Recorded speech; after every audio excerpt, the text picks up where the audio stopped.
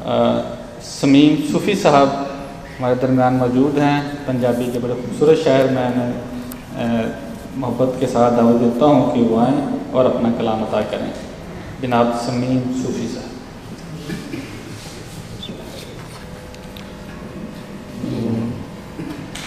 जनाब सदर की इजाजत वाले कोई गज़ल दे कुछ शेर कि ओहदे विच किण मिण ते मैं,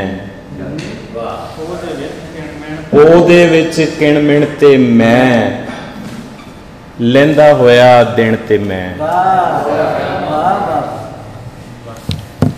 ओहदे विच किण मिण ते मैं, लैंदा होया दिन ते मैं, खाली कंडों हथों आ, खाली कंडों हथों आ, अगे शीवी हिण ते मैं,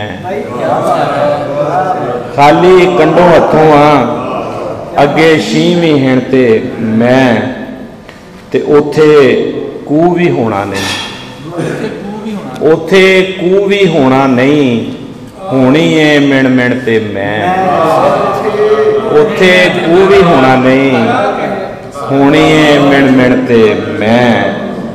और बंदा विरला विरलाए, हर पासे हिण हिण ते मैं, और ओदे नाल एक गल करनी, ओदे नाल एक गल करनी, लोकां दी सुन गिण ते मैं, ओदे नाल एक गल करनी, लोकां दी सुन गिण ते मैं, ओहदे विच किण मिण ते मैं, लैंदा होया दिन ते मैं।